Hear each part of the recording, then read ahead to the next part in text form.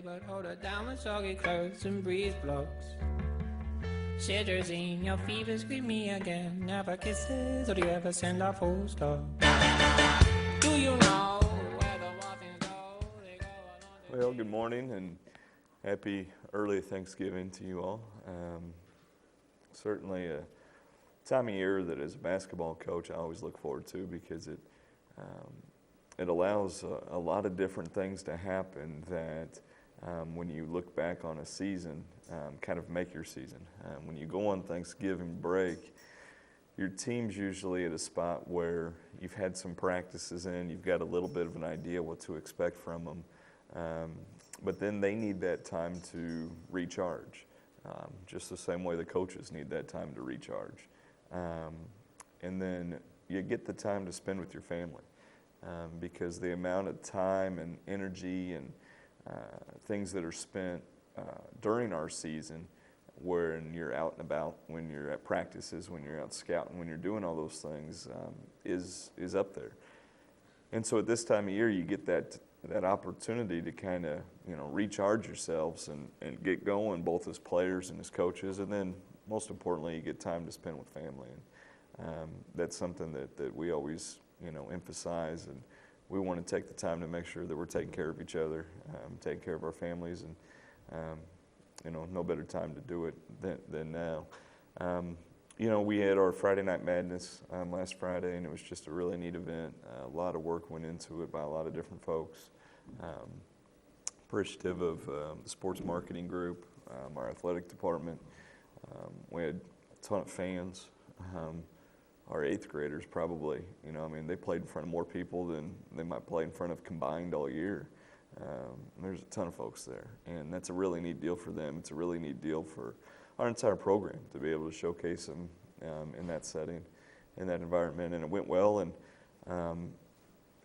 we actually played all right, which was good because sometimes you don't know what the heck's going to happen in those things. And we played okay, probably the best we've played in one of our scrimmages in a couple of years for certain. So, at this point, we're just kind of putting the finishing touches on a few things as far as our first part of our segment goes of early season practices before we go on break. And then when we come back from break, we'll have a lot of fine-tuning to do and more specific game planning to do as we start our week because when we come back, we play Friday, we play Sunday, and then we play Tuesday, Thursday, Friday. So we're going to play a bunch of games real quick and need to make sure that the work that we've put in prior will put us in good position to have success through those first 5 games because they're going to come fast. So we're excited about it. Our guys have been, and I said this last week, I hope you saw it in the scrimmage on Friday, our guys have been phenomenal.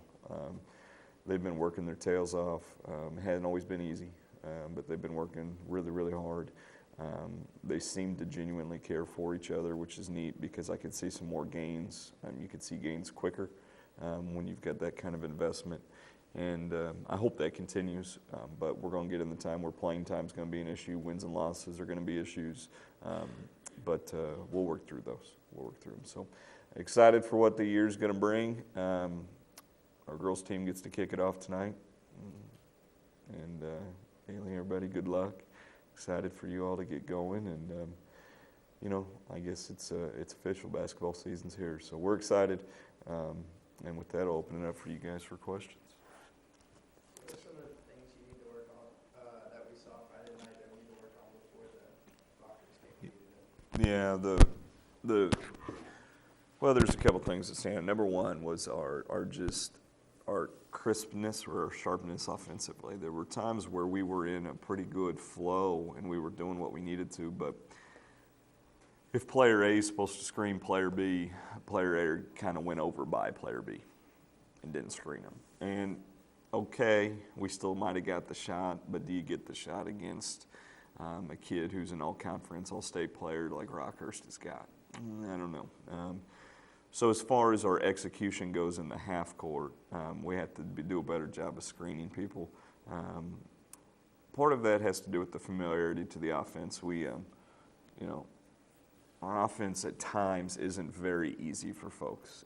There's a lot of things that we do offensively that are pretty pretty high-level stuff. I mean, we have a lot of stuff in for different situations. So when you come down the floor and the point guard passes the ball, you've got one of 9 options at this point. Well, you know, making sure that you do them all efficiently is the issue now. We can run all 9 of them. How well we run them is the issue. Don't worry, we'll put a 10th in before too long, so then they'll have 10 options, and I'll confuse them even more. But that's part of it, is making sure that they go from thinking to just being able to execute, being able to be precise in their movements. But the other thing is just get out there and play in front of people, so I don't usually take too much stock one way or the other if it's really good or if it's really bad. But I do know that we need to sharpen up the way that we're cutting, the way that we're screening people. Have you seen any new seniors that really didn't play that much last year step up that helped the team? Yeah, I have. You know, with the 5 seniors, you got Brian, Rich, and Cale. Brian Sharp, Matt Richards, Cale Hansen, and those 3 guys played significant minutes, significant roles for us last year. And the 2 guys who didn't play hardly at all, if at all, last year were Luke Jackson and Zach Thompson. And those 2 guys are, and I talked a little bit about them last week, but they're program guys. I mean, they're everything that's right with our program, where what they will get this year, hopefully, and what they will feel rewarded with this year is what they deserve, which is an opportunity to contribute and perform with our varsity team. Luke is going to play a really important role for us this year because he is a versatile big guy where he can do some different things, where he has his size, but he also has some length and quickness to him. So he might not necessarily be able to get down in the post and wrestle with a 240-pound guy very efficiently, but I know this, he can get around him and still guard him. So that's one and the same to me.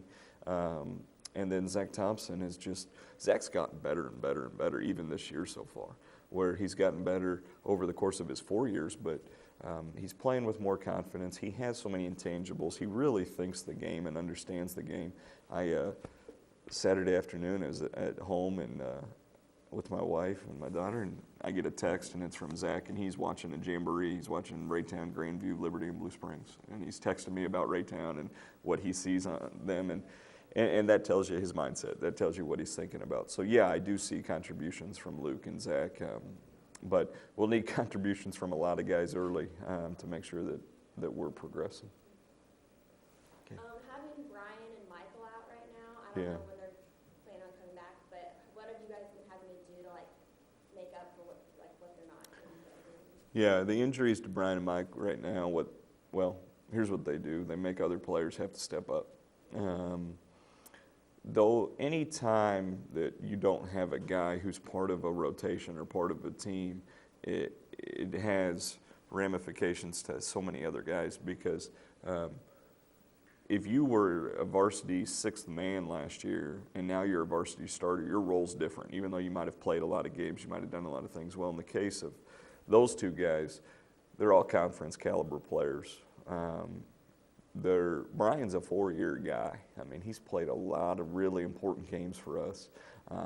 Mike's got some, impressive, incredible stats after just a season and what he was able to do. So you take the production aspect of what they do and you evaluate, okay, how can we get back some points? How can we get back some rebounds? How can we get back some blocks? Those things, I think, over the course of a game, genuinely work themselves out. Generally. Where I'm concerned is the guy who now is starting was the guy who's coming off the bench. The guy who's now coming off the bench was the guy who might not have got a lot of minutes.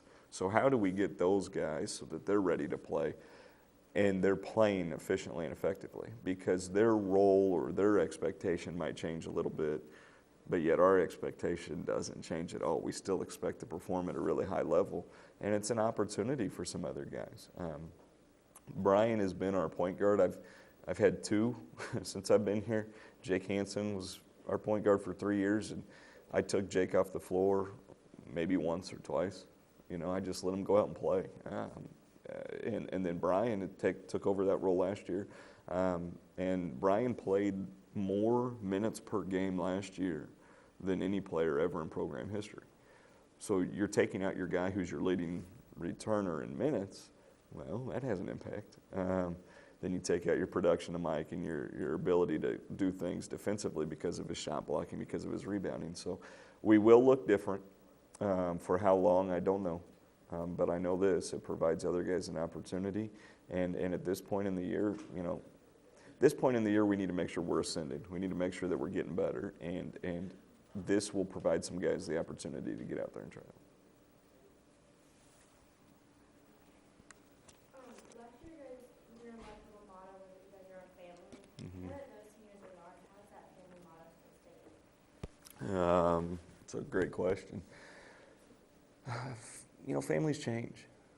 I mean, they circumstances, if you think about your own personal family or friends or people that you know, I mean, their families change. I was joking earlier, but I mean, they go off to college, and so, your brother that you grew up with maybe he's in college now, or there's a lot of different dynamics that go into it. So the thing that's different about this family is that I don't know how I can describe it or define it yet because it's still evolving. There's still pieces to it. Last year's group had I tell these guys, this is team 5. This is the 5th team. In just the same way that, families evolve and change. I mean, your family evolves and changes. The older you get, the more, your brothers and sisters, the older they get, whatever the case may be. It changes every year. And if you're trying to be what last year's team was, you're probably short-sighted of what actually you need to be doing. So, how does this motto stay the same, or how does it impact us? Well, it's still the same. We still care about each other. It's still more important for the guy next to me to have success than it is for me to have success. It's important to do the right thing all the time and hold each other accountable. Those things will never, ever change as long as I'm here. That's what's important, because I think that's the foundation of who we are. Now, the part of the family is how well we get along, how much we genuinely enjoy the success of others. That'll be determined over time. But this group, I alluded to it earlier, genuinely seems to enjoy each other. But we'll see once playing time and minutes and wins and losses start going out there. But I don't know if it answers exactly your question, but perhaps it's a question that in a month I'll have a better reflection on, because it's early right now.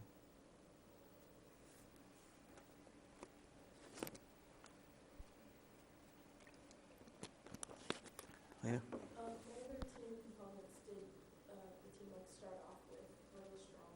Yeah. Our ability to think through our system of play is something that this team is far ahead of.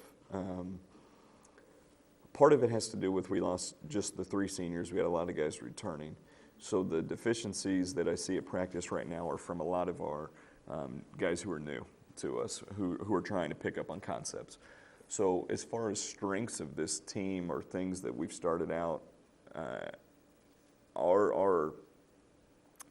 not our mindset as far as how hard we have to work, that's there for certain, but just as far as the on-the-floor play, our system of play is pretty advanced for this point. We have 9 secondary, I mentioned this earlier, we have 9 secondary actions in. We had 9 secondary actions in February last year. It took us till February because we had so many other things that I thought were so much more important, that this group can be a little bit more advanced because of the way they think the game, because of how they understand it, because of the work they've put in previous and carried it over to this year. We don't just run those things or have this playbook so we could sit here and talk about how cool our playbook is or all the things we do. The point is we run them because it helps put guys in positions to have success. And so because this group's far enough ahead where we can run different things, I hope it eases their ability to play in some pressure environments, because like I said, we play Friday, and then a week later we're going to have played 5 games. Well, you're going to find out a lot. You're not going to have a lot of practice time for me to adjust it, and I got to make sure I'm taking care of the team to make sure I'm not wearing them out, because those games are so taxing on guys that I can't come and just bust them at practice because they won't have any juice left. And so it's that balance, but I think the biggest thing with this team is that they're a pretty smart team, and they understand the game. They understand offensive concepts and defensive concepts, and I hope that'll carry us for a little bit early, and then we'll reevaluate after some 5 games and make the necessary adjustments to it. Thanks for coming. Thanks for your dedication to what you guys are doing, because it is something that's really neat, really cool. I know our student body appreciates it. I know I appreciate it.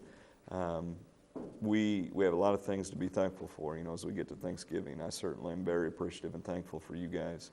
I'm thankful for our players and our coaches and all the things that they do for us, because if we didn't have the type of players that we did, we wouldn't be able to have the success that we do. And if we didn't have the coaches, the assistant coaches who work so hard to put those guys in spots, then it wouldn't work as well as it does. But a lot to be thankful for. I certainly am. Hope you guys are as well. I'll talk to you guys when we get back from break. But enjoy Thanksgiving. Enjoy some time away, and look forward to seeing you in December. Thanks, guys. Where the muffins go, they go along to take your honey. Way down how we build our breakfast down and say my love,